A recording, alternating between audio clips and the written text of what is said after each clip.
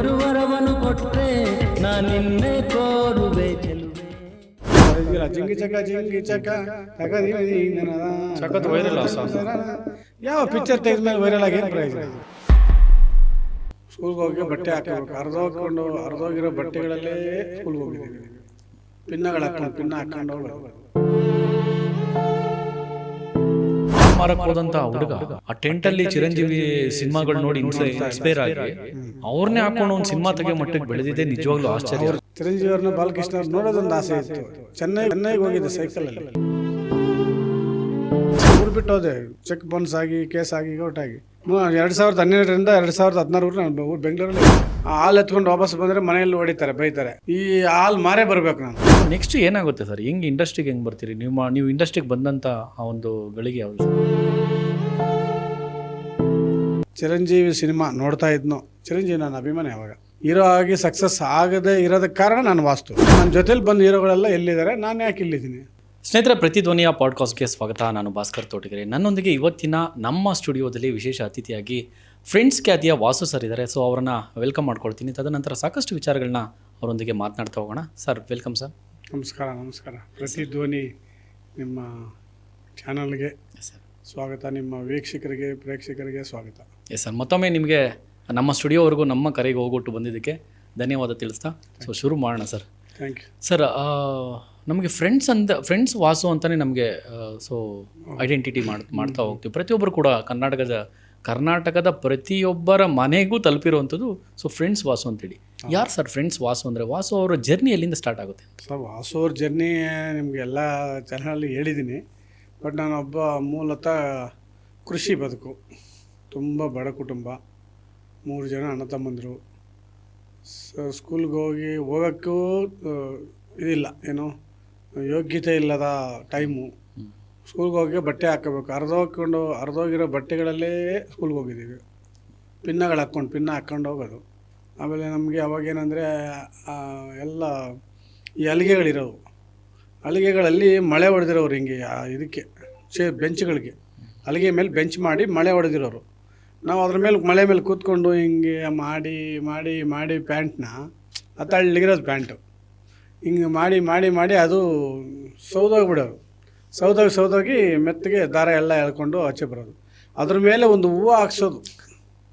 ಹಿಂದೆಗಡೆ ಟೈಲರ್ ಹತ್ರ ಹೋಗಿ ಅದೇ ಪ್ಯಾಂಟ್ನ ತಗೊಂಡೋಗಿ ಹೋಗಿರೋ ಕಡೆ ಇನ್ನೊಂದು ಫ್ಲವರ್ ಗುಲಾಬಿ ಥರ ಇನ್ನೊಂದು ಡಿಸೈನು ರೌಂಡು ಆ ಕಡೆ ಒಂದು ಈ ಕಡೆ ಒಂದು ಹಾಕ್ಸ್ಕೊಂಡು ಆಯಿತಾ. ನಾನು ಊರಲ್ಲಿ ಹಳೆ ಪ್ಯಾಂಟಿಗ್ಲೂ ಹಂಗಿದೆ, ಆ ಹೂವು ಹಾಕ್ಸಿರೋದು.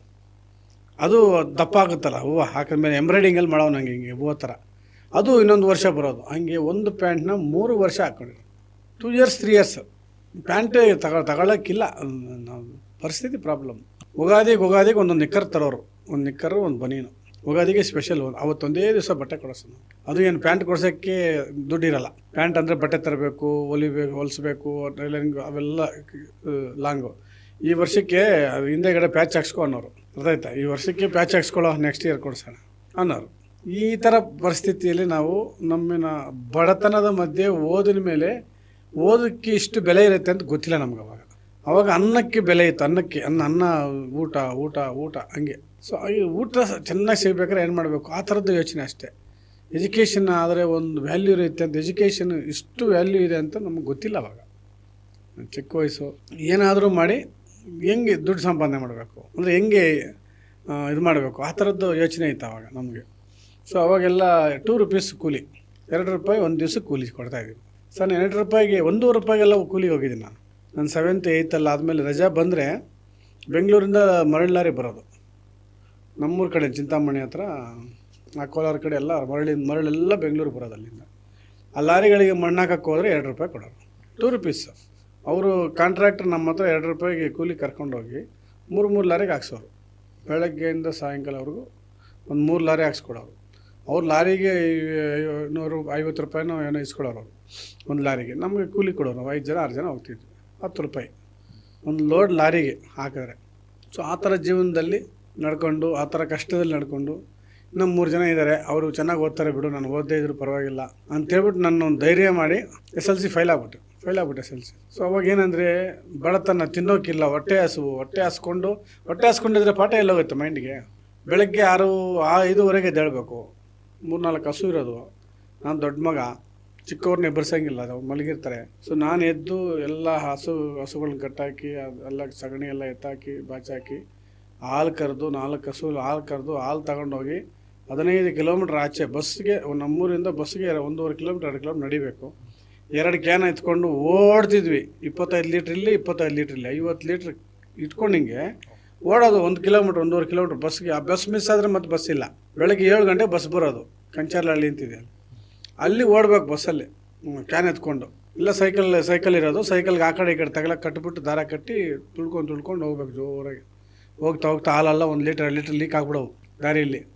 ಅಲ್ಲಿ ಹೋಗಿ ಓಡ್ಬಿಟ್ಟು ಅದಕ್ಕೆ ಹತ್ತಿ ಬಸ್ಗೆ ಹತ್ಬಿಟ್ಟು 7 ಗಂಟೆ ಬಸ್ ಕ್ಯಾಚ್ ಮಾಡಿ ಹತ್ತಿ ಹೋಗಿ ಹೋಟ್ಲಿಗೆ ಹಾಕ್ಬಿಟ್ಟು ಬರ್ತಿದ್ವಿ. ಅವಾಗ ಡೈರಿ ಪರಿ ನಂದಿನಿ ಎಲ್ಲ ಇಲ್ಲ ಆಯಿತಾ. ಹೋಗಿ ಹೋಟ್ಲುಗಳಿಗೆ, ಸೊ ಹೋಟ್ಲಿಗೆ ಯಾವ ಹೋಟ್ಲಿಗೆ ಎಷ್ಟು ಬೇಕು ಅಂತ ಹಾಕ್ಬಿಟ್ಟು ಸ್ವಲ್ಪ ಏನಾದರೂ ಮಿಕ್ಕಿದ್ರೆ ಅಲ್ಲಿ ಬೀದಿಯಲ್ಲಿ ನಿಂತ್ಕೊಂಡು ಮಾರೋರು ಎಲ್ಲರೂ, ಹಾಲು ಮಾರ್ತಾಯಿದ್ರು ಎಲ್ಲರೂ. ಅಲ್ಲಿ ನಿಂತ್ಕೊಂಡು ಏನಾದರೂ 2 ಲೀಟ್ರ್ 3 ಲೀಟ್ರ್ ಮಿಕ್ತಾ ಅದು ಮಾರೋವ್ರಿಗೂ ಬರೋಂಗಿಲ್ಲ. ಇಲ್ಲಿ ಬರೋದ್ರೆ ಸ್ಕೂಲ್ ಪ್ರಾಬ್ಲಮ್ಮು. ಹಾಲು ಎತ್ಕೊಂಡು ವಾಪಸ್ ಬಂದರೆ ಮನೆಯಲ್ಲಿ ಹೊಡಿತಾರೆ, ಬೈತಾರೆ. ಈ ಹಾಲು ಮಾರೇ ಬರಬೇಕು ನಾನು. ಆ ಹಾಲು ಮಾರಿಬಿಟ್ಟು ಮತ್ತು ಹೋಟ್ಲೆಲ್ಲ ತಿಂಗ್ಳು ಲೆಕ್ಕ ಅದು. ನಮ್ಮ ತಂದೆ ಹೋಗಿ ತಿಂಗಳು ಒಂದ್ಸಲ ದುಡ್ಡು ಇಸ್ಕೊತಿದ್ರು. ಸೊ ಮತ್ತೆ ಅಲ್ಲಿಂದ 9 ಗಂಟೆ ಮತ್ತೆ ಬಸ್ಸು ಅಲ್ಲಿ 8:30 9ಕ್ಕೂ ಇತ್ತು. ಆ ಬಸ್ ಪಿಕಪ್ ಮಾಡ್ಬೇಕು. ಅದು ಬಿಟ್ಟರೆ ಮತ್ತಿಲ್ಲ 11 ಗಂಟೆವರೆಗೆ ಬಸ್ ಇಲ್ಲ. 3 4 ಅವರಿಗೆ ಒಂದ್ಸಲ ಬಸ್ ಇತ್ತು. ಆ ಬಸ್ ಹಿಡ್ಕೊಂಡು ಇಮ್ಮಿಡಿಯೇಟ್ ಮತ್ತೆ ಮನೆಗೆ ಬಂದು ಮನೆಯಿಂದ ಬಂದು ಮನೆಗೆ. ಅವಾಗ ಸ್ನಾನಗೇನೇ ಇಲ್ಲ, ವಾರಕ್ಕೆ ಒಂದೇ ದಿವಸ ಸ್ನಾನ. ಪ್ರಾಮಿಸ್, ಸುಳ್ಳು ಹೇಳಲ್ಲ. ಶನಿವಾರ ಸ್ನಾನ ಮಾಡಿದ್ರೆ ಮತ್ತೆ ಶನಿವಾರನೇ ಸ್ನಾನ ಇಲ್ಲ. ಬಂದು ಕೈಕಾಲು ಮಗ ತೊಳ್ಕೊಂಡು ಅದೇ ಅರ್ಧೋಗಿರೋ ಪ್ಯಾಂಟು ಎಲ್ಲ ಹಾಕೊಂಡು ಅಲ್ಲಿಂದ ಮತ್ತೆ ಬ್ಯಾಗ್ ತಗ್ಲಾಕೊಂಬಿಟ್ಟು ಅಲ್ಲಿಂದ 3 ಕಿಲೋಮೀಟ್ರ್ ಮತ್ತೆ ಹೋಗಬೇಕು ಬಸ್ಗೆ. 3 ಕಿಲೋಮೀಟರ್ಸ್ ನಡಿಬೇಕು. ಈ ಕಡೆ 2 ಕಿಲೋಮೀಟರ್ಸ್, ಈ ಕಡೆ 3 ಕಿಲೋಮೀಟರ್ಸ್. ನಮ್ಮ ಸ್ಕೂಲ್ಗೆ ಹೋಗಿ 3 ಕಿಲೋಮೀಟ್ರು, ಹಾಲು ತಗೊಂಡು ಹೋಗಿ 2 ಕಿಲೋಮೀಟ್ರು, 1.25 2 ಕಿಲೋಮೀಟ್ರು. ಇಲ್ಲಿಂದ ಮತ್ತೆ ಅಲ್ಲಿ ಬಸ್ ಮಿಸ್ ಆಗುತ್ತೆ.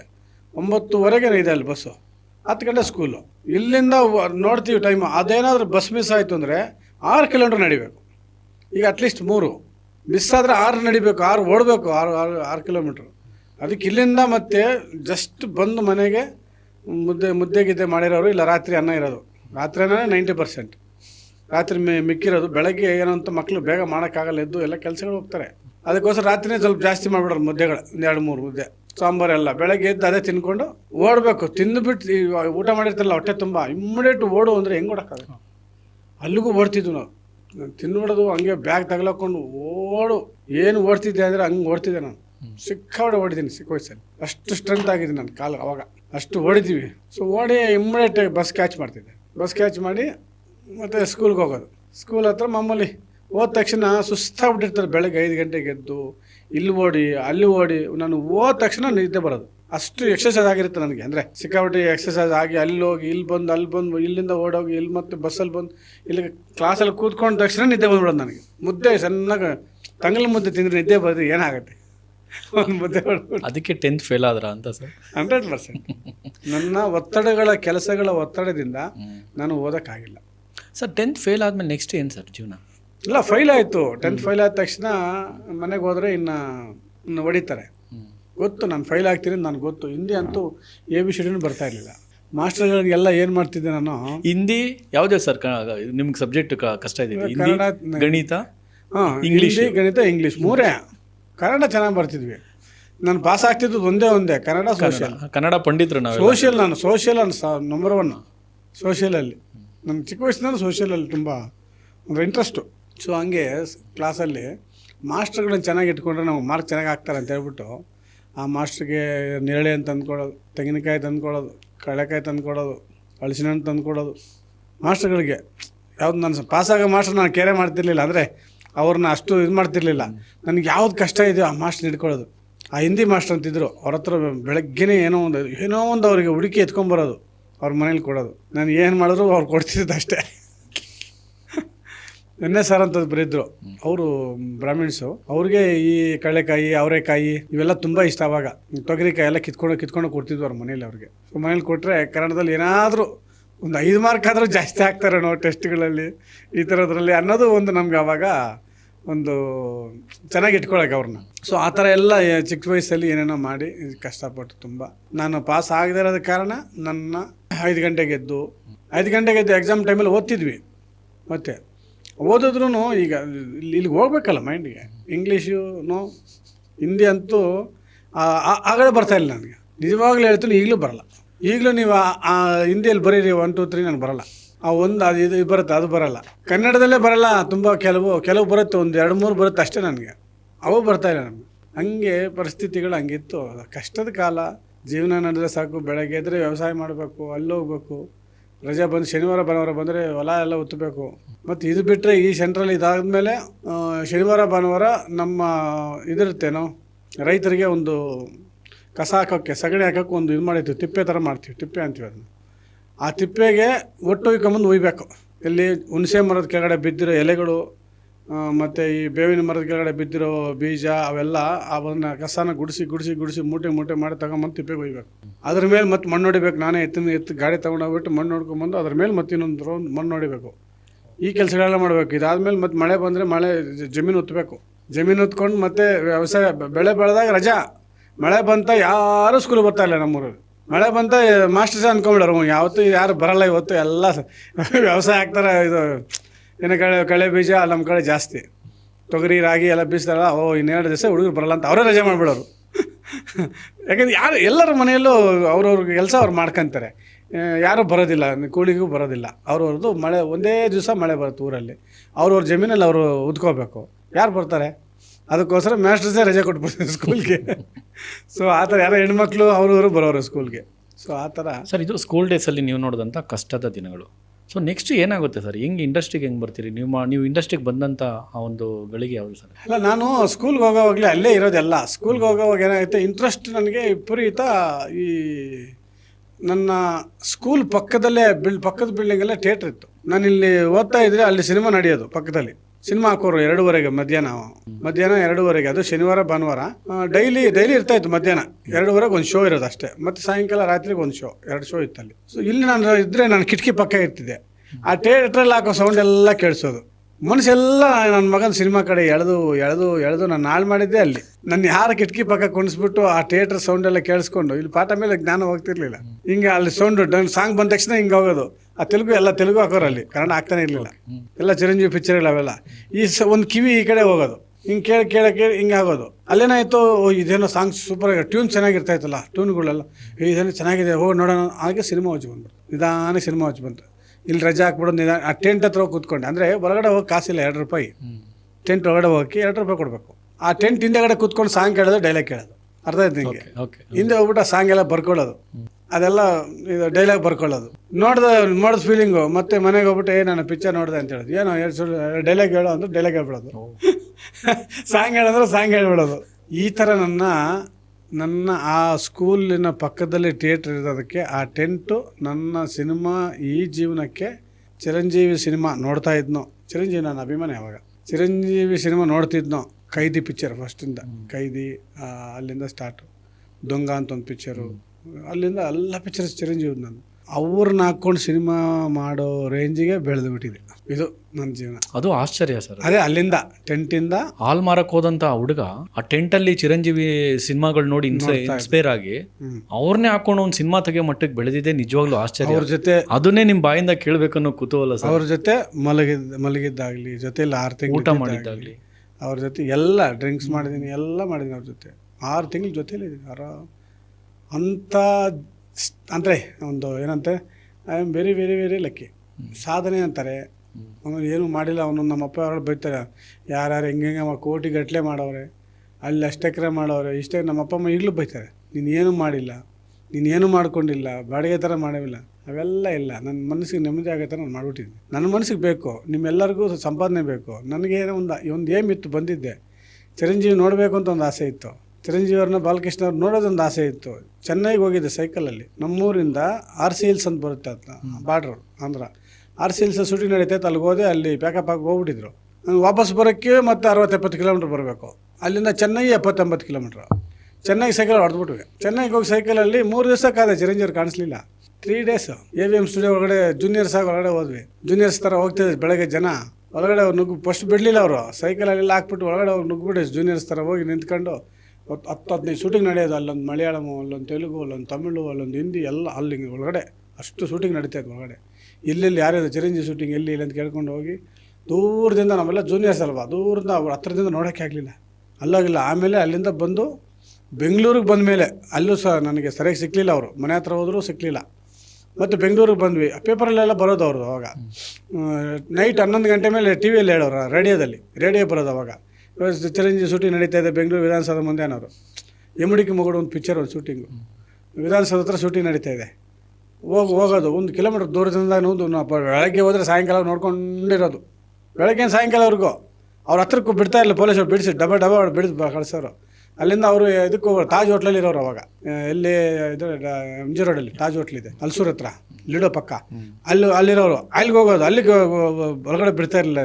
ಆಚೆ ಹೋದ್ರೆ ಗ್ಲಾಸ್ ಎತ್ಕೊಂಡು ಹೋಗ್ಬಿಡೋರು, ಹಿಂಗೆ ನೋಡ್ತಾ ಇರೋದು ಗ್ಲಾಸಲ್ಲಿ. ಅವ್ರು ಚಿರಂಜಿ ಅಲ್ಲಿ ಈ ಕಾರಲ್ಲಿ ಹೋಗ್ತಾ ಇರ್ತಾರೆ, ಈ ಕಾರಲ್ಲಿ ಹೋಗ್ತಾ ಇರ್ತಾರೆ ಅಂತ ನೋಡೋದು. ಯಾವ ಕಾರಲ್ಲಿ ಹೋದ್ರೂ ಗೊತ್ತಿಲ್ಲ, ನಿಂತ್ಕೊಂಡಿರೋದಲ್ಲಿ. ಆಮೇಲೆ ಹಲ್ಸೂರ್ ಲೇಕಲ್ಲೆಲ್ಲ ಶೂಟಿಂಗ್ ನಡೆಯೋದು, ಹಲ್ಸೂರ್ ಲೇಕೆಲ್ಲ ಸುತ್ಕೊಂಡಿರೋದು. ಅವ್ರು ಈ ಕಡೆ ಬಂದವರಿಂದ ಅವರು ಇಲ್ಲಿಂದ ಹೋಗೋವರೆಗೂ ನಾವು ಎಲ್ಲೂ ಏನು ಕೆಲಸ ಮಾಡ್ತಿರ್ಲಿಲ್ಲ. ಅವಾಗ ಹಲ್ಸೂರಿದ್ದೆ ನಾನು, ಇಂದಿರಾನಗರಲ್ಲಿ. ಸೊ ಅಂಥವ್ರನ್ನ ಹುಡುಕ್ತಿದ್ದೆ ನಾನು. ಅವ್ರನ್ನ ದೂರದಿಂದ 1 ಕಿಲೋಮೀಟ್ರಲ್ಲಿದ್ದು ನೋಡೋಕ್ಕೆ ಹೋಗಿ ಪೊಲೀಸ್ ಸೈಡ್ ತಿಂದು ಅವ್ರ ಜೊತೆ ಕಾರಲ್ಲಿ ಪಕ್ಕದಲ್ಲಿ ಕೂತ್ಕೊಂಡು ಇನ್ನೇನರ ಸಾಧನೆ ಬೇಕು, ಯಾವ ದುಡ್ಡು ಬೇಕು, ಯಾವನ ದುಡ್ಡು ಏನು ಎತ್ಕೊಂಡು ಹೋಗ್ತಾನೆ. ನಾನು ಮನುಷ್ಯನಾಗಿ ಬಂದಿದ್ದೀನಿ, ನನಗೊಂದು ಆಸೆ ಇದೆ, ಆಸೆ ನೆರವೇರಿಸಿದ್ರೆ ಇಲ್ವಾ, ಆಯಿತು, ನನಗೇನಿಲ್ಲ, ನಾಳೆ ಹತ್ತಿದ್ರೆ ಪರವಾಗಿಲ್ಲ, ನನಗೆ ದುಡ್ಡು ಬೇಕಾಗಿಲ್ಲ. ಎಲ್ಲರಿಗೂ ದುಡ್ಡು ಬೇಕು, ದುಡ್ಡು ಬದುಕಿಗೆ ಬೇಕಷ್ಟೇ. ನನ್ನ ಸಮಾಧಾನಕ್ಕೆ ನಾನು ಏನಾದರೂ 4 ಜನಕ್ಕೆ ಹೆಲ್ಪ್ ಮಾಡಬೇಕು. ಅದು ಈಗ ವಾಸ್ತು ಪ್ರಕಾರ ವಾಸ್ತುದ್ರಲ್ಲಿ ಮಾಡ್ತಾಯಿದ್ದೀನಿ. ನಾನು ಬೇರೆ ರೂಪದಲ್ಲಿ ಮಾಡೋಣ ಅಂದ್ಕೊಂಡೆ, ಆ ರೂಪ ನಾನು ಹೋಗೋಕ್ಕಾಗಿಲ್ಲ. ನಾನು ಹೀರೋ ಆಗಿ ಸಕ್ಸಸ್ ಆಗಲಿಲ್ಲ. ಹೀರೋ ಆಗಿ ಸಕ್ಸಸ್ ಆಗದೇ ಇರೋದಕ್ಕೆ ಕಾರಣ ನಾನು ವಾಸ್ತು, ಪಕ್ಕ ವಾಸ್ತು. ನನ್ನ ಫ್ರೆಂಡ್ಸ್ ಪಿಕ್ಚರ್ ಮಾಡಿದಾಗ ಚಿಕ್ಕ ಮನೇಲಿದ್ದೆ, ಸೂಪರ್ ಡೂಪರ್ ಹಿಟ್ಟಾಯಿತು. ಹೀರೋ ಆಗಿದ್ದೀನಿ ಅಂತ ದೊಡ್ಡ ಮನೆಗೆ ಹೋದೆ, ಜೀರೋ ಆಗ್ಬಿಟ್ಟೆ. ಜೀರೋ ಅಂದರೆ ಜೀರೋ. ಸೊ ಅದನ್ನು ಕಂಡಿಡಿದೆ ನಾನು, ಎಲ್ಲಿ ಎಡವ್ತಾ ಇದ್ದೀನಿ, ನನಗೆ ಯಾಕೆ ಹಿಂಗಾಗ್ತಾ ಇದೆ, ನನ್ನ ಮುಂದೆ ಬಂದು ನನ್ನ ಜೊತೇಲಿ ಬಂದು ಹೀರೋಗಳೆಲ್ಲ ಎಲ್ಲಿದ್ದಾರೆ, ನಾನು ಯಾಕೆ ಇಲ್ಲಿದ್ದೀನಿ. ನಾವು ಪ್ರಶ್ನೆ ಹಾಕ್ಕೋಬೇಕು ಫಸ್ಟ್. ಏನು ಮಿಸ್ಟೇಕ್ ಇದೆ ನನ್ನಲ್ಲಿ, ನಾನು ಎಫರ್ಟ್ ಇಲ್ವಾ, ರಾತ್ರಿಯಾಗಲೂ ಕಷ್ಟಪಡ್ತೀನಿ, ಕತ್ತೆ ಥರ ದುಡಿತೀನಿ, ಆದರೂ ಏನಿಲ್ವೇ, ಏನು ಎಫೆಕ್ಟ್ ಇದೆ ಈಗ ಒಂದು ಪ್ರತಿಫಲ ಬೇಕು ಎಲ್ಲದಕ್ಕೂ. ನೀನು ಇವತ್ತು ಇಲ್ಲಿ ಕೆಲಸ ಮಾಡ್ತಾಯಿದ್ದೀವಿ, ಇಲ್ಲಿ ಇವಾಗ ಸಂಬಳ ಬಂದಿಲ್ಲ, ನೀನು ಏನಕ್ಕೆ ಮಾಡ್ತೀಯ, ಎಷ್ಟು ದಿವಸ ಮಾಡ್ತೀಯ, ಯಾಕೆ ಬರ್ತಾ ಇಲ್ಲ, ನಿನ್ನ ಅದೃಷ್ಟ ಸರಿ ಇಲ್ವಾ, ಇವ್ರ ವಾಸ್ತು ಸರಿ ಇಲ್ವಾ, ನಿನ್ಗೆ ಏನಿದು ಅಂತ ಕಂಡುಹಿಡಬೇಕು ತಾನೆ. ಹಂಗೆ ನಾನು 20 ವರ್ಷ ವೇಸ್ಟ್ ಮಾಡಿಕೊಂಡೆ, 20 years ವೇಸ್ಟ್ ಮಾಡಿ ಎಲ್ಲಿ ತಿರ್ಗಕ್ಕೆ ಮೆಚ್ಕೋಕ್ಕಾಗಲ್ಲ. ಯಾರು ಕೇಳಿದ್ರು ನಿಮಗಿಲ್ಲ ಅಂತಾರೆ. ಅವಾಗ ನಿಮ್ಮ ಸ್ಥಾನಬಲ ಸರಿ ಇಲ್ಲ ಅಂದರೆ, ದಶಾಭುಕ್ತಿ ಒಂದು ಓಕೆ ಅಂದರೆ ನಮ್ಮ ಜ್ಯೋತಿಷ್ಯ ಹೇಳ್ತಾರೆ, ದಶಾಭುಕ್ತಿ ನಿನ್ನ ಸ್ಥಾನಬಲ ಸರಿ ಇಲ್ಲ ಅಂದರೆ ಇವ್ಯಾವ ಕೆಲಸ ಮಾಡಲ್ಲ. ಇರೋ ಜಾಗ ಸರಿ ಇಲ್ಲ ಅಂದರೆ ನಿನ್ನ ಏನು ಕೆಲಸ. ಈ ಸ್ಟುಡಿಯೋ, ಈ ಸ್ಥಾನಬಲ ಚೆನ್ನಾಗಿದ್ದು ವಾಸ್ತು ಚೆನ್ನಾಗಿದ್ದರೆ ನಿಮ್ದು ಹೆಸರು ಬರುತ್ತೆ. ಇಲ್ಲ ಅಂದರೆ ಸ್ವಲ್ಪ ದಿವಸ ಆದಮೇಲೆ ನಾವೇ ಸುಮ್ಮನೆ ಯಾಕಪ್ಪ ಏನು ವರ್ಕೌಟ್ ಆಗಲ್ಲ ಯಾಕೆ ಅಂತ ಸುಮ್ಮನೆ ಆಟೋಮೆಟಿಕ್. ಈಗ ಏನಾದರೂ ಪ್ರತಿಯೊಂದು ಎಕ್ಸ್ಪೆಕ್ಟೇಷನ್ ತಾನೆ, ವಿತೌಟ್ ಎಕ್ಸ್ಪೆಕ್ಟೇಷನ್ ಏನೂ ಇಲ್ಲ. ಈಗ ವಾಸು ಕರೆದ್ರೆ ಇಂಟರ್ವ್ಯೂ ಮಾಡಿದ್ರೆ ಏನೋ ಒಂದು 10,000 ಸಬ್ಸ್ಕ್ರೈಬ್ ಜಾಸ್ತಿ ಆಗ್ತಾರೆ ಅಂತ ಆಸೆ ನಿಮ್ಮದು. ಇರೋದು ನಿಜ, ಸಬ್ಸ್ಕ್ರೈಬರ್ ಜಾಸ್ತಿ ಆಗ್ತಾರೆ, ವ್ಯೂವರ್ಸ್ ಜಾಸ್ತಿ ಆಗ್ತಾರೆ, ಏನೋ ನಮ್ಮ ಚಾನಲ್ ಇನ್ನು ಸ್ವಲ್ಪ ಬೆಳೆಯುತ್ತೆ. ನಿಂದು ಸ್ಥಾನಬಲ ಚೆನ್ನಾಗಿಲ್ಲ, ವಾಸ್ತು ಚೆನ್ನಾಗಿಲ್ಲ ಅಂದರೆ ವಾಸುನ ಕರ್ಕೊಂಬಂದ್ರು ಅಷ್ಟೇ, ಐಶ್ವರ್ಯನ ಕರ್ಕೊಂಬಂದ್ರು ಅಷ್ಟೇ, ನೀನು ಯಾರನ್ನ ಕರ್ಕೊಂಬಂದ್ರು ಅಷ್ಟೇ. ಈ ಸ್ಥಾನಬಲ ಇಲ್ಲ ಅಂದರೆ ನಿನ್ನ ಮೇಲೆ ಎದ್ದೇಳೋಕ್ಕಾಗಲ್ಲ. ಒಂದು ಯಾವುದೋ ಒಂದು ಸ್ಪೀಡ್ ಅಂತ ಒಂದು ಚಾನಲ್ ಮಾಡಿದ್ರು ನಮ್ಮ ಫ್ರೆಂಡ್ಸ್ ಯಾರು ಆ ಕಡೆ, ನಮ್ಮ ತುಂಬ ಗೊತ್ತಿರೋರು. ಅವತ್ತು ಹೇಳಿದೆ ವಾಸ್ತು ಚೆನ್ನಾಗಿಲ್ಲ, ಟೋಟ್ಲಿದು ಪ್ರಾಬ್ಲಮ್ ಅಂದರೆ ತುಂಬ ಇನ್ವೆಸ್ಟ್ ಮಾಡಿದರು ಚಾನಲ್ ಮಾಡೋಕ್ಕೆ. ನನಗೆ ವಾಸ್ತು ಕರೆದು ಹೇಳಿದ್ರು, ಸರ್ ಚೆನ್ನಾಗಿಲ್ಲ, ಎಲ್ಲ ಒಂಚೂರು ಚೇಂಜಸ್ ಮಾಡಬೇಕು, ಇಲ್ಲಾಂದ್ರೆ ಕಷ್ಟ. ಇಲ್ಲ ಅದು ಪಾಪ ಎದ್ದೇಳೇ ಇಲ್ಲ, ಅವ್ರು ಪಾಪ ಖಾಲಿನೇ ಮಾಡ್ಬಿಟ್ರೆ ಬಿಡಿ. ಪೂರ್ತಿ ಎಂಥ ಸೆಟಪ್ ಅಂದರೆ ಫುಲ್ ಚಾನಲ್ ಮಾಡ್ಬೇಕಿತ್ತು, ಅಷ್ಟು ಇನ್ವೆಸ್ಟ್ ಮಾಡಿದ್ರು. ತುಂಬ ಒಳ್ಳೆ ಮನುಷ್ಯ ಅವರು. ಅಂಥವ್ರು ಬಿಟ್ಬಿಟ್ರು. ಹೌದು, ಎಂಥ ಸೆಟಪ್ಸ್ ಅಂದರೆ ಒಂದು 5-6 ಸೆಟಪ್ಸು, 5-6 ಕ್ಯಾಮ್ರಾ, ಫುಲ್ಲು ಡಿಸ್ಟಿಕ್ ಒಂದು ಕ್ಯಾಮ್ರಾ, ತುಂಬ ಚೆನ್ನಾಗಿ ಮಾಡಿದರು. ವಾಸ್ತು ಸರಿ ಇಲ್ಲ. ನೀನು ಹಾಕಿರೋ ದುಡ್ಡಿಗೆ ವಾಸ್ತು ಸರಿ ಇಲ್ಲ, ಎಷ್ಟು ಕೋಟಿ ಹಾಕಿದ್ರು ವೇಸ್ಟ್. ನೀನು 5 ಕೋಟಿ ಅಲ್ಲಿ ಹಾಕ್ತೀಯ, ಆ ಸ್ಥಾನಬಲ ವಾಸ್ತು ಚೆನ್ನಾಗಿಲ್ಲ ಅಂದರೆ ನೀನು ಹಾಕೋ ಇದಕ್ಕೆ ನಿನಗೆ ಅದನ್ನು ನೋ ರಿಟರ್ನ್ಸ್. ಮೊನ್ನೆ ಯಾವುದೋ ಒಂದು ಹುಬ್ಳಿಯಲ್ಲಿ ಒಂದು ದೊಡ್ಡ ಹೋಟ್ಲು, 80ರಿಂದ 100 ಕೋಟಿ ಬಿಲ್ಡಿಂಗ್, ಅದು 100 ಕೋಟಿ ರೂಪಾಯಿ ಬಿಲ್ಡಿಂಗು. 6 ಜನ ಓನರ್ ಚೇಂಜ್ ಆಗವ್ರೆ. ಯಾರೋ ತಗೊಳ್ಳೋರು ನಾನು ತೋರಿಸಿದ್ರು, ಸರ್ ಇದು ಸೇಲ್ಗೆ ಬಂದಿದ್ದು ನಾನು ಒಂಚೂರು ನೋಡಿ ಅಂತ. ನಾನು ತಗೋಬೇಡಿ ಅಂದೆ, ಬೇಡ ಅಂದೆ. ನೀವು 7ನೇವ್ರು ಆಗ್ತೀರಾ, ತಗೊಂಡ್ರೆ ನೀವೇ ಮರಬೇಕಾಗಿದೆ. ಬೊಂಬಾಟಾಗಿದೆ, ಸಖತ್ತಾಗಿದೆ, ಹೈ ಫೈ ಇದು ಹೋಟ್ಲು. ಸರ್ ಈಗ ಓಕೆ ಸರ್, ಈಗ ನೀವು ವಾಸ್ತುನ ಅಷ್ಟೊಂದು ಬಲವಾಗಿ ನಂಬ್ತಿರಲ್ಲ. 20 ವರ್ಷ ನಾನು ಸುಮ್ಮನೆ ಕೂತ್ಕೊಂಡ್ಬಿಟ್ಟೆ, ಖಾಲಿ ಕೈಯಲ್ಲಿ ಕೂತ್ಕೊಂಡೆ. ಸೊ ವಾಸ್ತು ಚೆನ್ನಾಗಿದ್ದರೆ ನಾನು ಬೇರೆ ಲೆವೆಲ್ಗೆ ಬೆಳೀತಾ ಇದೆ ಅಂತ. 100%. ಸರ್ ಈಗ ನಿಮ್ಮ ಸಮಕಾಲೀನರೇ ಅಥವಾ ನಿಮ್ಮ ಜೊತೆಯಲ್ಲೇ ಅವಕಾಶ ಗಿಟ್ಟಿಸ್ಕೊಂಡಿರುವಂಥವ್ರು ಇವತ್ತೆಲ್ಲ ಸ್ಟಾರ್ ಆಗಿದ್ದಾರೆ. ಅದಕ್ಕೆ ಎಕ್ಸಾಂಪಲ್ಲು ನಿಮ್ಮ ಬಾಯಿಂದನೇ ಬರಲಿ ಅಂತ ನಾನು ಕಾಯ್ತಾ ಇದ್ದೀನಿ. ಸರ್ ಅವರೆಲ್ಲ ವಾಸ್ತು ನೋಡಿಕೊಂಡೇ ಇವತ್ತು ಸ್ಟಾರ್ ಆಗಿರೋರಾ? ಸರ್ ಆ ಥರ ಉದಾಹರಣೆ ಹೇಳೋದಾದರೆ ಸರ್, ನಟರು ಸ್ಟಾರ್ ಈ ವಾಸ್ತು ಮೂಲಕನೇ ಸ್ಟಾರ್ ಆಗಿದ್ದ ಅಂತ ನಟರ ಬಗ್ಗೆ ಹೇಳೋದಾದರೆ ಸರ್, ಈಗ ಎಫರ್ಟ್ ಸಿಕ್ಕಾಪಟ್ಟೆ ಆಗ್ತೀನಿ, ಅದಕ್ಕೆ ಜೊತೆಗೆ ಸ್ಥಾನಬಲ ಬೇಕು. ನಾನು ಹೇಳೋದು ಯಾವಾಗಲೂ ವಾಸ್ತವ ಅಂದರೆ 100% ವಾಸ್ತವ ಅಲ್ಲ. 33 33 33 33 ನಿನ್ನ ಹಣೆ ಬರ, 33 ನಿನ್ನ ಕೃಷಿ, 33 ವಾಸ್ತು. ಅರ್ಥ ಆಯ್ತಾ? ನಿನ್ನ ಹಣೆ ಬರ ಚೆನ್ನಾಗಿಲ್ಲ, ಈ ವರ್ಷ ನಿನಗೇನೋ ರಾಶಿ ಫಲ ಸರಿ ಇಲ್ಲ, ಅದು ಸರಿ ಇಲ್ಲ ಅಂತೀರ, ಅದು ಹೋಯ್ತು. 33 ಭಾಗ ಹೋಯ್ತದು. 33 ಭಾಗ ನಿನ್ನ ಎಫರ್ಟು. ವಾಸ್ತು ಸರಿ ಇಲ್ಲ, ನಿನ್ನ ಹಣೆ ಬರ ಸರಿ ಇಲ್ಲ ಅಂದರೆ ನಿನ್ನ ಎಫರ್ಟ್ ಏನು ಕೆಲಸ ಮಾಡಲ್ಲ.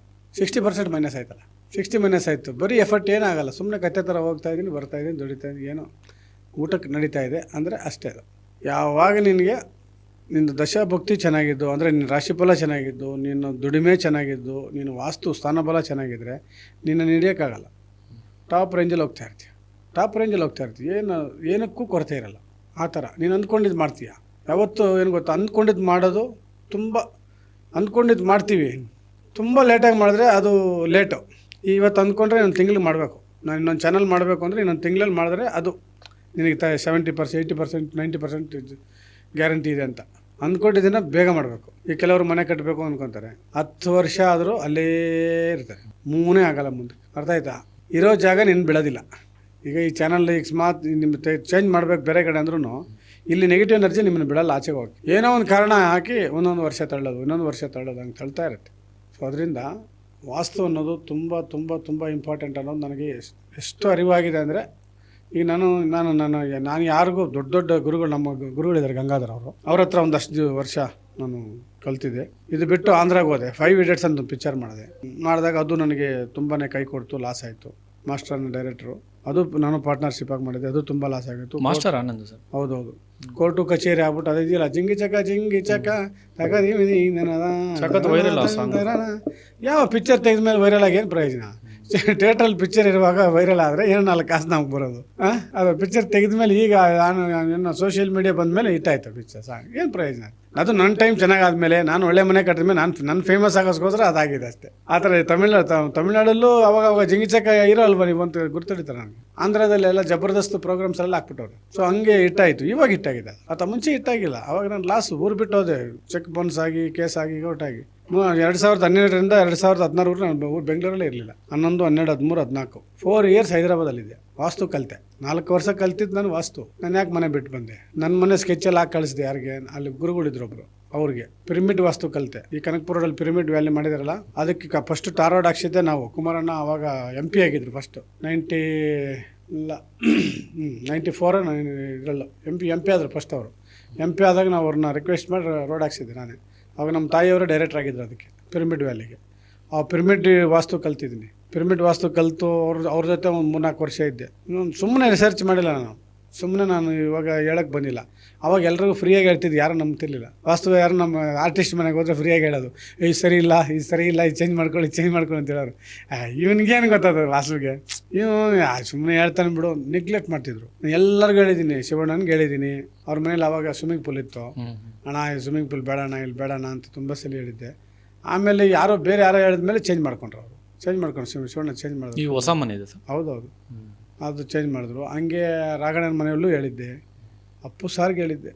ಹೇಳಿದ್ರ ಅಂದ್ರೆ ಅವ್ರದ್ದು ಏನೋ ಸಮಸ್ಯೆ ಇತ್ತ ಸರ್? ವಾಸ್ತು ಸಮಸ್ಯೆ ಇದೆ. ಸಮಸ್ಯೆ ಇಲ್ದಿರ ಸುಮ್ಮನೆ ನಿಮ್ಗೆ ಏನು ಎಫೆಕ್ಟ್. ಅವಾಗ ಏನು ಸಲಹೆ ಕೊಟ್ಟಿದ್ರಿ ಸರ್ ಅಪ್ಪು ಸರ್ ನೀವು? ಅದನ್ನ ನಾನು ಇದು ಅಂಜನಿ ಪುತ್ರ ಪಿಕ್ಚರ್ ಮಾಡಿದ್ವಿ, ನಾವೇ ಪ್ರೊಡ್ಯೂಸರ್. ಅದಕ್ಕೆ N. ಕುಮಾರ್ ಅವರು ನಾವು ಪ್ರೊಡ್ಯೂಸರ್ಸ್. ಅದಕ್ಕೆ ಆ ಟೈಮಲ್ಲಿ ಅಪ್ಪು ಸರ್ನ ಪರ್ಸ್ನಲಾಗಿ ಕರ್ಕೊಂಡೋಗಿ ಹೇಳಿದ್ದೆ ಸೈಡ್ಗೆ, ಸರ್ ಒಂಚೂರು ನಾರ್ತ್ ಈಸ್ಟು ಹಾಲ್ ಮಾಡಿದ್ರು. ಅವಾಗ ಫಸ್ಟು ರಾಜ್ಕುಮಾರ್ ಸರ್ ದೊಡ್ಡವರು ಹೆಂಗಿದ್ರಲ್ಲ ಅದೇ ಥರ ಎಸ್ಟೀಸ್ ಕಟ್ಕೊಂಡಿದ್ರು ಮನೆ, ಡೋರು ಅಲ್ಲಿ ಎಲ್ಲ. ಈಗ ಸ್ವಲ್ಪ ಚೇಂಜಸ್ ಮಾಡ್ಕೋಬೋದಿತ್ತು, ಈ ಥರ ನಾರ್ತ್ ಈಸ್ಟ್ ಡೋರ್ ಮಾಡಬೇಕಾಗಿತ್ತು ಅಂತ ಎಲ್ಲ ಹೇಳಿದ್ದೆ ನಾನು ಅವಾಗ. ಸೊ ಅಂದರೆ ಗೊತ್ತಲ್ವ, ಆವಾಗ ಸ್ವಲ್ಪ ನೆಗ್ಲೆಕ್ಟ್ ಮಾಡ್ತೀವಿ ಸ್ವಲ್ಪ. ಅಂದರೆ ನಾನು ವಾಸ್ತು ಪುರುಷ ಅಲ್ಲ, ನಾನು ಸ್ವಲ್ಪ ಕಾಷಾಯ ಗೀಷಾಯ ಹಾಕ್ಕೊಂಡು ಎಲ್ಲ ಹಾಕ್ಕೊಂಡು ಹೋಗಿ ಸ್ವಲ್ಪ ಹೇಳಿದ್ರೆ ಏನಾದರೂ ಸ್ವಾಮೀಜಿ ಗೆಟಪಲ್ಲಿ ಹೋಗಿದ್ರೆ ಕೇಳ್ತಾರೆ, ನಂಬ್ತಿದ್ರೇನು. ಈಗ ಜನ ಹಂಗೆ ಹೇಳೋದು, ನಾನು ಸುಮ್ಮನೆ ಟಿ ಶರ್ಟ್ ಪ್ಯಾಂಟ್ ಹಾಕೊಂಬಿಟ್ರೆ ಹೀರೋ ಬಂದು ವಾಸ್ತು ಹೇಳ್ತಾರಲ್ಲ, ಇದು ನಂಬೇಕಾ ಅಂತಾರೆ. ನಂಬೇಕಾ ಹೀರೋ? ಅವಾಗೇನಿದ್ರು ಸುಮ್ಮನೆ ಎಲ್ಲ ಹಾಕ್ಕೊಂಡು ಫುಲ್ಲು 3 ನಾಮ ಗೀಮ ಎಲ್ಲ ಹಿಂಗೋ ಹಾಕೊಂಬಿಟ್ಟು ಹೋಗಿ ಸೀರಿಯಸ್ ಆಗಿ ಹಿಂದೆ 1-2-3 ಎಷ್ಟೆಂಟ್ ಇಟ್ಕೊಂಡು ಹೋಗಿ ಹಂಗೆ ಹೋದರೆ ಗೌರವ ಕೊಡ್ತಾರೆ, ಕಾಲಿಗೆ ನಮಸ್ಕಾರ ಮಾಡೋದು ಇವೆಲ್ಲ ಇರ್ತವೆ, ಪಾದ ಪೂಜೆಗಳು ಏನೇನೋ ಇರ್ತವೆ. ಅವರೆಲ್ಲ ಬಿಟ್ಟು ನಾವೆಲ್ಲ ಬೇಡ, ಅವೆಲ್ಲ ಮೋಸ. ನಾನು ವಾಸ್ತುವಲ್ಲಿ 90% ಮೋಸ ಇದೆ. ರಿಯಲಿಸ್ಟಿಕ್ ಆಗಿ ಹೇಳೋರು ಕೆಲವರೇ ಇರೋದು, ತುಂಬ ಸ್ವಚ್ಛವಾಗಿ ತುಂಬ ಚೆನ್ನಾಗಿ ಆಲ್ಮೋಸ್ಟ್ ಇದರಲ್ಲಿ ದುಡ್ಡು ಮಾಡೋಕ್ಕೆ ಬರೋರು ಜಾಸ್ತಿ, ದುಡ್ಡು ಮಾಡೋಕ್ಕೆ ಬರೋದು ಆಲ್ಮೋಸ್ಟ್ ಬರೋದು ಅವರೇ ವಾಸ್ತುವಲ್ಲಿ. ಕಲಿತಾರೆ ಅಲ್ಲಿ ಇಲ್ಲಿ ನೋಡೋದು, ಈಗ ಯೂಟ್ಯೂಬ್ ನೋಡೋದು, ಅವ್ರು ನೋಡಿ ಇವ್ರು ಕಾಪಿ ಹೇಳೋದು, ಈ ವಿಡಿಯೋ ನೋಡ್ಬಿಟ್ಟು ಇವ್ರು ಇನ್ನೊಂದು ವಿಡಿಯೋ ಮಾಡೋದು. ಈಗ ಅಲ್ದ ಕೈಯಲ್ಲಿ ಮೀಡಿಯಾ ಇದೆಯಲ್ಲ, ಅವನು ಇಷ್ಟ ಬಂದಂಗೆ ಚಾನಲ್ಸ್ ಇಟ್ಕೋಬೋದು, ಇಷ್ಟ ಬಂದಂಗೆ ಮಾಡ್ಕೋಬೋದು. ಅದೆಲ್ಲ ಅನುಭವಿಸ್ಬೇಕು. ನಾನು ಅನುಭವಿಸಿರೋ ಅಷ್ಟು ಮೋಸ್ಟ್ಲಿ ನಾನು ಈ ವಾಸ್ತು ಹೇಳ್ತಾರಲ್ಲ ಯಾರೂ ಅನುಭವಿಸಿಲ್ಲ, ಇವ್ರು ಯಾರು ಅನುಭವಿಸಿ. ನನಗೆ ಗೊತ್ತು ನಮ್ಮೂರು ಮಂದಾರ ಪಿಕ್ಚರ್ ಎಲ್ಲಿ ಮಾಡಿದೆ, ಯಾವ ಆಫೀಸಲ್ಲಿ ಎಲ್ಲಿದ್ವಿ, ಆಫೀಸಲ್ಲಿತ್ತು, ಮನೆಯಲ್ಲಿತ್ತು, ಆ ಡೈರೆಕ್ಟರ್ ಮನೆಯಲ್ಲಿತ್ತು, ಪ್ರೊಡ್ಯೂಸರ್ ಮನೆಯಲ್ಲಿತ್ತು, ಇವೆಲ್ಲ ನೋಡ್ತೀನಿ ನಾನು. ಅವ್ನು ಸಿನಿಮಾ ಮಾಡ್ಬೇಕಾದ್ರೆ ಬರೀ ಡೈರೆಕ್ಟರ್ ಬರೀ ಪ್ರೊಡ್ಯೂಸರ್ ಇದ್ರೆ ಇಲ್ಲ, ಪ್ರೊಡ್ಯೂಸರ್ ವಾಸ್ತು ಚೆನ್ನಾಗಿರಬೇಕು, ಹೀರೋ ವಾಸ್ತು ಚೆನ್ನಾಗಿರಬೇಕು, ಮತ್ತು ಡೈರೆಕ್ಟರ್ ವಾಸ್ತು ಚೆನ್ನಾಗಿರಬೇಕು. ಈ ಮೂವರದು ವಾಸ್ತು ಚೆನ್ನಾಗಿರಬೇಕು, ರಾಶಿಫಲ ಚೆನ್ನಾಗಿರಬೇಕು, ಕೃಷಿ ಚೆನ್ನಾಗಿರಬೇಕು. ಈ ಮೂರು ಚೆನ್ನಾಗಿದ್ರೇ ಸೂಪರ್ ಡೂಪರ್ ಹಿಟ್ ಆಗೋದು. ಸರ್, ಇನ್ನು ವಾಸ್ತು ನೀವು ಆಂಜನೇಯ ಪುತ್ರ ಸಿನಿಮಾ ಟೈಮಲ್ಲಿ ಪುನೀತ್ ಸರ್ನ ಕರೆದು ಹೇಳಿರ್ತೀರಿ ವಾಸ್ತು ಬಗ್ಗೆ. ಸೊ ಆ ವಾಸ್ತು ಸರಿ ಇಲ್ಲದೆ ಏನಾದರೂ ಇವರು ಅನಾರೋಗ್ಯ ಕಾರಣ ಅದೆಲ್ಲ ಇರ್ಬೋದಾ ಸರ್? ಇದು ನಾವೆಲ್ಲ ಹೇಳ್ಕೊಳಕ್ಕಾಗಲ್ಲ, ಯಾಕೆ ದೊಡ್ಡವ್ರ ವಿಷಯಗಳು ಇದ್ದಾಗ ಮಾತಾಡೋದು ಬೇರೆ, ಇಲ್ದಿರೋವಾಗ ಜಾಸ್ತಿ ಮಾತಾಡ್ಕೊಳ್ಳೋದಕ್ಕೆ ಸರಿಯಲ್ಲ. ಅದು ಏನಕ್ಕೆ, ಅದು ಕರ್ಮನ ಫಲನ ಏನು ಅನ್ನೋದು ಅದೆಲ್ಲ ಗೊತ್ತಿಲ್ಲ. ಬಟ್ ನನ್ನ ವಿಷಯದಲ್ಲಿ ನಾನು ರಿಸರ್ಚ್ ಮಾಡಿದಾಗ ಸ್ವಲ್ಪ ಅದರ ಎಫೆಕ್ಟ್ ಇದೆ ಅನ್ನೋದು ನನಗೆ ಅರಿವಾಯಿತು. ಆಮೇಲೆ ಹೋಗಿ ನೋಡಿದೆ, ನಾನು ಮನೆಯೂ ನೋಡಿದೆ. ಅದಾದಮೇಲೆ ನನಗೆ ಯಾರನ್ನ ತೀರ್ಕೊಂಡ್ರೆ ನಾನು ಹೋಗಿ ಅಲ್ಲಿ ಚೆಕ್ ಮಾಡ್ತೀನಿ. ಈಗ ಅದು ನಮ್ಮ ಊರಿಗೆ ಹೋಗ್ತಾ ಇರ್ತೀವಿ, ಈ ಕಡೆ ನೆಲಮಂಗಲ, ದೊಡ್ಡಬಳ್ಳಾಪುರ ಎಲ್ಲ, ಆ ರಸ್ತೆಯಲ್ಲಿ ಮತ್ತೆ ಹುಟ್ಟಿ ಬಾ ಅಂತ ಹಾಕಿರ್ತಾರೆ ಚಿಕ್ಕ ಮಕ್ಕಳು, 18 ವರ್ಷ 20 ವರ್ಷ, ಬೈಕ್ ಆಕ್ಸಿಡೆಂಟ್ ಆಗಿರುತ್ತೆ. ಅವ್ರ ಮನೆ ಎಲ್ಲಿ ಅಂತ ಕೇಳ್ತೀನಿ ನಾನು, ತೋರಿಸ್ತಾರೆ. ಅಲ್ಲಿ ಹೋಗಿ ಅವ್ರ ಮನೆ ಹತ್ರ ಆಚೆಯಿಂದ ನೋಡ್ಕೊಂಬರ್ತೀನಿ, ಏನು ಇವ್ರ ಮನೆ ಏನು ಪ್ರಾಬ್ಲಮ್ ಇದೆ, ಯಾಕೆ ಇವ್ನು ತೀರ್ಕೊಂಡ. ಅರ್ಧ ಇಷ್ಟಲ್ಲಿ ಹೋಗೋದು ಅದಿಲ್ಲ, ನಮ್ಮ ಇದರಲ್ಲಿಲ್ಲ. ಅದು 100 ವರ್ಷ ಆಯ್ಸು, ಓಕೆ, ಒಂದು 75-80ಗೂ ಹೋಗಬೇಕು ಅಂಥದ್ದು 18 ವರ್ಷ 20 ವರ್ಷಕ್ಕೆ ಹೋಗ್ತಾರಲ್ಲ, ಏನಕ್ಕೆ? ಅದು ಓನ್ಲಿ ವಾಸ್ತು ಬಿಟ್ಟರೆ ಬೇರೆ ಏನೂ ಇಲ್ಲ. ಹೌದಾ ಸರ್? 100%. ಸರ್, ಆ ಥರ ಆಗಿರೋರು ಇದ್ದಾರೆ ಸರ್. ಅಂದರೆ ವಾಸ್ತು ಇಲ್ದ್ರೇ ಅಗ್ನಿ ಮೂಲೆಯಲ್ಲಿ ಬಾತ್ರೂಮ್ ಮಾಡ್ತಾರೆ, ಮೆಟ್ಲಾಕ್ತಾರೆ, ಬಾತ್ರೂಮ್ ಮಾಡಿಬಿಟ್ರೆ ಪಕ್ಕಾ ಆಕ್ಸಿಡೆಂಟ್. ಫೈನಾನ್ಷಿಯಲ್ ಸ್ಟೆಬಿಲಿಟಿ ಇರಲ್ಲ, ದುಡ್ದಿದ್ದೆಲ್ಲ ಹಾಸ್ಪಿಟ್ಲ್ ಕಟ್ತಾ ಇರ್ತಾರೆ. ಅಷ್ಟು ಡೇಂಜರು. ಅಗ್ನಿ ಮೂಲೆಯಲ್ಲಿ ಮೆಟ್ಲು ಕೆಳಗಡೆ ಬಾತ್ರೂಮ್, ಫುಲ್ ಬಾತ್ರೂಮ್ ಕ್ಲೋಸ್ ಮಾಡಿಬಿಡ್ತಾರೆ. ನಾರ್ತ್ ಈಸ್ಟ್ ಕಟ್ ಮಾಡ್ತಾರೆ. ಒಂದಲ್ಲ ಬಿಡಿ, 100 ಮ್ಯಾಟ್ರ್ ಇದೆ ಇದರಲ್ಲಿ, ತುಂಬ ಹೇಳ್ಕೊಂಡು ಹೋದರೆ. ಮನೇನ ಕಟ್ಟೋರು ಒಂದ್ಸಲಿ ನಾವು ಚೆಕ್ ಮಾಡಬೇಕು, ಚೆಕ್ ಮಾಡಿಕೊಂಡು ಮಾಡಬೇಕು ಅನ್ನೋದು ಎಲ್ಲರಿಗೂ ಗೊತ್ತು. ಬಟ್ ಎಲ್ಲರೂ ಮಾಡ್ತಾರೆ. ಅಗ್ನಿ ಮನೆಯಲ್ಲಿ ಅಡುಗೆ ಮನೆ ಇಡ್ತಾರೆ, ಕುಬೇರ ಮನೆಯಲ್ಲಿ ಬೆಡ್ರೂಮ್ ಇಡ್ತಾರೆ, ವಾಯು ಮನೆಯಲ್ಲಿ ಬಾತ್ರೂಮ್ ಇಡ್ತಾರೆ, ದೇವ ಮನೆಯಲ್ಲಿ ಡೋರ್ ಇಡ್ತಾರೆ, ಸಂಪು ಡೋರು ಎಲ್ಲ ಕೊಡ್ತಾರೆ. ಅಷ್ಟೇ ಗೊತ್ತಿರೋದು, ಮಿಕ್ಕಿದ್ದು ಗೊತ್ತಿಲ್ಲ. ಮಿಕ್ಕಿದ್ದು ತುಂಬ ಇದೆ. ಅವೆಲ್ಲ ನಾನು ಅನುಭವಿಸಿದ್ದೀನಿ. ನನ್ನ ಮನೇಲಿ ಒಂದೊಂದು ಚೇಂಜಸ್ ಮಾಡಿ ನನ್ನ ಮನೆ ಒಂದು 20 ಸಲ ಆಲ್ಟ್ರೇಷನ್ ಮಾಡಿಬಿಟ್ಟಿದ್ದೆ. ನನ್ನ ಮನೇನೇ ನಾನು ಆಲ್ಟ್ರೇಷನ್ ಮಾಡಿಕೊಂಡು ಚೆಕ್ ಮಾಡಿರೋದು, ಬೇರೆಯವ್ರ ಮನೆ ಮಾಡಿಸಿಲ್ಲ. ನನ್ನ ಮನೇನೇ ನಾನು ಆಲ್ಟ್ರೇಷನ್ ಮಾಡಿಸಿ ನೋಡಿ ನಾನು ಬಂದಿದ್ದೆ. ಸರ್, ಹಾಗಾದರೆ ನನ್ನ ಕುತೂಹಲದ ಪ್ರಶ್ನೆ ಏನಂದರೆ, ಈಗ ದರ್ಶನ್ ಆಗಿರ್ಬೋದು ಅಥವಾ ಸುದೀಪ್ ಸರ್ ಆಗಿರ್ಬೋದು, ಸೊ ಉಪೇಂದ್ರ ಅವರು, ಗೋಲ್ಡನ್ ಸ್ಟಾರ್ ಗಣೇಶು, ಸೊ ನಿಮ್ಮ ಸಿನಿಮಾದಲ್ಲೂ ನಟನೆ ಮಾಡಿದ್ದಾರೆ. ಸೊ ಇವರೆಲ್ಲರೂ ಕೂಡ ಇವತ್ತು ಸ್ಟಾರ್ಗಿರಿ ಅನುಭವಿಸೋದಕ್ಕೆ ಆ ವಾಸ್ತು ಕೂಡ ಕಾರಣ ಇರ್ಬೋದು ಸರ್? ಸರ್, ಎಫರ್ಟು ವಾಸ್ತು ನಮ್ಗೆ ಗೊತ್ತಿಲ್ಲದಿರೋ ಒಂದೊಂದ್ಸಲ ಒಳ್ಳೆ ಮನೆಗೆ ಹೋಗ್ಬಿಡ್ತೀವಿ. ಒಳ್ಳೆ ಮನೆಗೆ ಹೋಗ್ಬಿಟ್ಟಾಗ ನಮ್ಮ ಕೃಷಿ ಚೆನ್ನಾಗಿರುತ್ತೆ, ನಮ್ಮ ಹಣೆ ಬರ ಚೆನ್ನಾಗಿರುತ್ತೆ, ಆಗ ದಶಾಭುಕ್ತಿ ಚೆನ್ನಾಗಿರುತ್ತೆ. ಆ ವರ್ಷ ಒಂದು ವರ್ಷ ಚೆನ್ನಾಗಿ ಸೂಪರ್ ಇಟ್ಟಾಗ್ಬಿಡ್ತಾರೆ. ಸೊ ಆ ದಶಾಭುಕ್ತಿ ಮತ್ತು ನಿಮ್ಮ ಇರೋ ಸ್ಥಾನಬಲ ಮತ್ತು ನಿಮ್ಮದು ಎಫರ್ಟ್ ಇರಬೇಕಲ್ಲ ಸರ್. ಸುಮ್ಮನೆ ವಾಸ್ತು ಮನೇಲಿ ಕೂತ್ಕೊಂಡ್ರೆ ಏನು ಇಟ್ಟಾಗಲ್ಲ. ಅದು ನಿಮಗೆ ಅದ್ಭುತವಾಗಿರಬೇಕು. ಸಿನಿಮಾದಲ್ಲಿ ಏನಂದರೆ 3-4 ಜನರ ಅದೃಷ್ಟ ಚೆನ್ನಾಗಿರುತ್ತೆ. ಅಂದರೆ ಪ್ರೊಡ್ಯೂಸರು ಚೆನ್ನಾಗಿರ್ತಾನೆ ಒಳ್ಳೆ ಮನೆಯಲ್ಲಿ, ಒಬ್ಬ ಡೈರೆಕ್ಟ್ರನ್ನು ಒಳ್ಳೆ ಮನೇಲಿ ಇರ್ತಾನೆ, ಒಬ್ಬ ಹೀರೋ ಒಂದು ಒಳ್ಳೆ ಮನೇಲಿ ಇರ್ತಾನೆ, ಒಂದು ಹೀರೋಯಿನ್ ಒಂದು ಒಳ್ಳೆ ಮನೇಲಿ ಇರ್ತಾರೆ. ಯಾರು 4ರಲ್ಲಿ ಯಾರು ಅದೃಷ್ಟನ ಒಂದು ಕುಲಾಯಿಸುತ್ತೆ. ಒಬ್ಬರಿಂದನೇ ಇಟ್ಟಾಗುತ್ತೆ ಅಂತ ಹೇಳೋಕ್ಕಾಗಲ್ಲ. ಅವರು ಪ್ರೊಡ್ಯೂಸರಿಂದ ಆಗ್ಬೋದು, ಹೀರೋಯಿಂದ ಆಗ್ಬೋದು, ಡೈರೆಕ್ಟ್ರಿಂದ ಆಗ್ಬೋದು, ಎಲ್ಲ ಕೊಡ್ದುಬಿಡ್ತದೆ. ಅದರಲ್ಲಿ ಯಾರ್ದೊಂದು 3 ಚೆನ್ನಾಗಿದ್ದರೆ ಅವ್ರ ಸ್ಟಾರ್ ಬಂದುಬಿಡುತ್ತೆ. ಅರ್ಥ ಆಯ್ತು ನಿಮಗೆ? ಈಗ ಒಂದು ಬಸ್ ಆಕ್ಸಿಡೆಂಟ್ ಅಂದ್ಕೊಳ್ಳಿ ಸರ್, ಯಾರು ಅದರಲ್ಲಿ ಒಂದು 10 ಜನ ಇರ್ತಾರೆ ಬಸ್ಸಲ್ಲಿ. 6 ಜನ ಇದ್ರ ವಾಸ್ತುವಾಗಲಿ ಮತ್ತು ಒಂದು ದಶಾಭುಕ್ತಿ ಆಗಲಿ ಚೆನ್ನಾಗಿದ್ರೆ ಈ 4 ಜನರನ್ನ ಬದುಕಿಸ್ಬಿಡ್ತಾರೆ ಅವರು. ಸರ್, ಮೊನ್ನೆ ಫ್ಲೈಟ್ದೊಂದು ಆಕ್ಸಿಡೆಂಟ್ ಆಗುತ್ತೆ. ಹೌದು, ಫ್ಲೈಟ್ ಹೋಗಿ ಒಂದು ಬಿಲ್ಡಿಂಗ್ ಹೊಡಿತಾರೆ. ಅಲ್ಲಿ ಒಬ್ಬ ಆಶ್ಚರ್ಯ ರೀತಿಯಲ್ಲಿ ಹೊರಗಡೆ ಬಂದು ನಾನು ಹೇಳಿದ ಮಾತಿಗೆ ನಾನು ಲಿಂಕ್ ಮಾಡಿದೆ ಸರ್.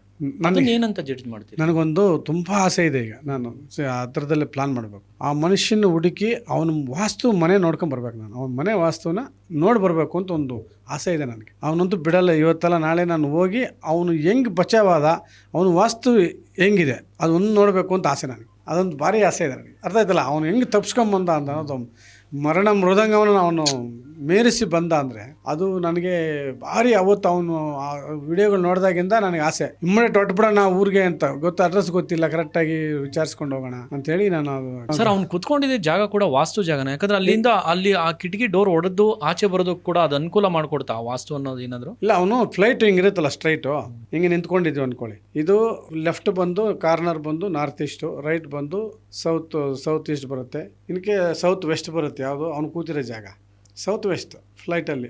ಅವ್ನು ಲೆಫ್ಟೋ ರೈಟೋ ಏನೋ ಹೇಳಿದ್ರು, ಸೀಟ್ ನಂಬರ್ ಹೇಳಿದ್ರು, ಅದು 11 ಏನೋ ಥಿಂಕ್ ಏನು ಗೊತ್ತಿಲ್ಲ ಕರೆಕ್ಟಾಗಿ. ಲಾಸ್ಟಲ್ಲಿ ಇದ್ದವನು, ಈ ಲಾಸ್ಟ್ ರೆಕ್ಕೆ ಮುರಿದು ಬಿದ್ದಿರೋದು ಅಂತ ಹೇಳೋದು. ಲಾಸ್ಟ್ ಕಾರ್ನರಲ್ಲಿ ಸೌತ್ ವೆಸ್ಟ್ ಅಂತೀವಿ ಅದನ್ನು, ಕುಬೇರ ಮೂಲೆ. ಫ್ಲೈಟಲ್ಲಿ ಕುಬೇರ ಮೂಲೆಯಲ್ಲಿ ಕೂತಿರೋದು ಅವನು. ಕುಬೇರ ಮೂಲೆಯಲ್ಲಿ ಕೂತು ಆ ಲಾಸ್ಟು ರೆಕ್ಕೆ ಮುರಿದು ಒಂದು ಬಿಲ್ಡಿಂಗ್ ಮೇಲೆ ಬಿದ್ದು ಅವನಿಗೆ ಬೆಂಕಿ ಶಾಖ ತಗಲಿ ಮಸ್ತ್ ಹಂಗೆ ಮಿಸ್ ಆಗಿ ಆಚೆ ಬಂದಿರೋದು. ಸೊ ಅವನು ಪಕ್ಕ ಅವನು ವಾಸ್ತು ನಾನು ನೋಡಲೇಬೇಕು ಅಂತ ಒಂದು ತುಂಬ ಆಸೆ ಇದೆ.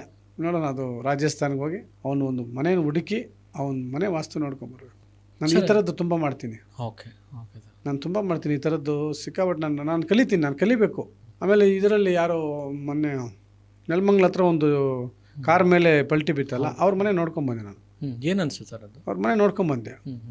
ಬಟ್ ಅದರಲ್ಲಿ ಮನೆ ಚೆನ್ನಾಗಿ ಮಾಡಿದ್ದಾರೆ. ಅಂದರೆ ಟೋಟ್ಲು ಎ ಸಿ ಮಾಡಬೇಕು ಅಂತೇಳಿ ಎಲ್ಲೂ ಬ್ರೀತ್ ಕಟ್ಟದಿರ ಫುಲ್ಲು ಬಿಲ್ಡಿಂಗ್ ಅಂದರೆ ಇದನ್ನ ಮನೇನ ಎ ಸಿ ಮಾಡಿಬಿಟ್ಟಾರೆ. ಅಂದರೆ ಗಾಳಿ ಬರೋಕ್ಕೆ ಎಲ್ಲೂ ಚಾನ್ಸ್ ಇಲ್ಲ. ಟೋಟ್ಲ್ ಎ ಸಿ ಮಾಡ್ತೀವಲ್ಲ ಫ್ಲೋರಿಗೆಲ್ಲ ಸಾಫ್ಟ್ವೇರ್ ಕಂಪ್ನಿಗೆಲ್ಲ ಒಂದು ಅರ್ಧ ಇಂಚು ಗಾಳಿ ಒಳಗಡೆ ಹೋಗಲ್ವಲ್ಲ, ಉಸಿರು ಕಟ್ಟಿದ ವಾತಾವರಣ ಥರ ಆ ಥರದ್ದು ಮಾಡಿದ್ರು. ಅದು ನನಗೆ ಫುಲ್ ನೋಡೋಕ್ಕಾಗಿಲ್ಲ, ಬರೀ ರೋಡಿಂದ ನೋಡ್ಕೊಂಬಂದೆ.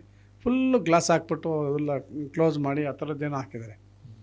ಸೊ ಆದ್ದರಿಂದ ಏನಾದರೂ ಎಫೆಕ್ಟ್ ಆಯಿತಾ ಅನ್ನೋದು ನನ್ನ ಉದ್ದೇಶ ಇರುತ್ತೆ. 100% ಆದರೂ ಅದ್ರದ್ದು ಇರುತ್ತೆ.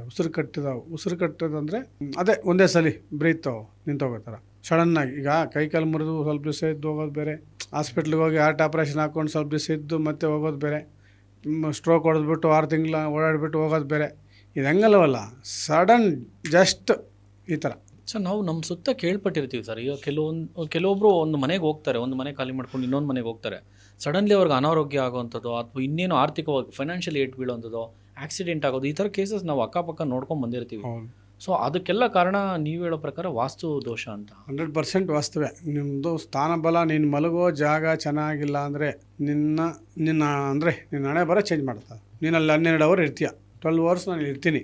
ಇಲ್ಲಿನ ವಾತಾವರಣ, ಇಲ್ಲಿನ ನನ್ನ ಉಸಿರಾಟ, ನಾನು ತಗೊಳ್ಳೋ ಉಸಿರಾಟ, ನಾನು ತಿನ್ನೋ ಊಟ, ನಾನು ಕುಡಿಯೋ ನೀರು.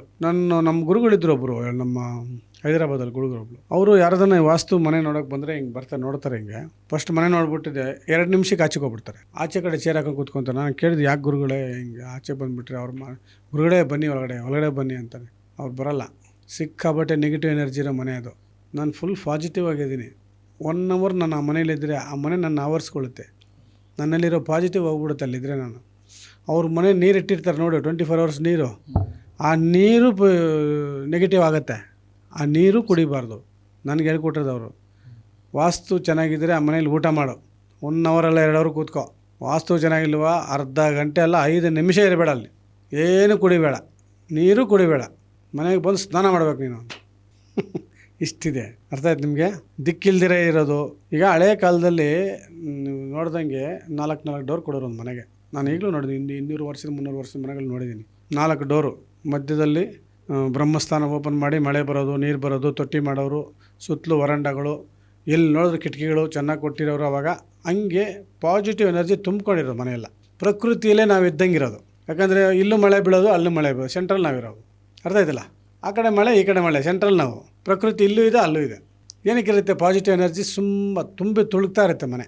ಇವಾಗ ಏನು ಮಾಡ್ತೀವಿ, ಎಲ್ಲ ಕ್ಲೋಸ್ ಮಾಡಿಬಿಟ್ಟು ಒಂದೇ ಒಂದು ಡೋರು, ಅದು ಒಂದು ಡೋರ್ಗೆ ಒಂದು ಕಿಟಕಿ, ಹಿಂಗೆ ಒಂದು ಕಣ್ಣು ಹೋಗಿ ಒಂದು ಕಣ್ಣು ಇದ್ದಂಗೆ. ಈಗ ಮನೆಗೆ ಆಕಾರ ಇರಬೇಕು. ಹಳೆ ಕಾಲದಲ್ಲಿ ನೋಡಿ, 2 ಕಿಟಕಿ, ಮಧ್ಯದಲ್ಲಿ ಡೋರು, ಮೇಲೆ ಒಂದು ಡೋರು. ಅದು ಯಾವನು ಕಂಡು ಹಿಡಿದ್ನ ಒಂದು ಸಿಂಗಲ್ ಡೋರು, ಸಿಂಗಲ್ ಕಿಟಕಿ. ಹೆಚ್ಚಿನ ವಿಡಿಯೋಗಳಿಗೆ ಪ್ರತಿಧ್ವನಿ ಯೂಟ್ಯೂಬ್ ಚಾನೆಲ್ ಸಬ್ಸ್ಕ್ರೈಬ್ ಮಾಡಿ, ಬೆಲ್ ಐಕಾನ್ ಕ್ಲಿಕ್ ಮಾಡಿ.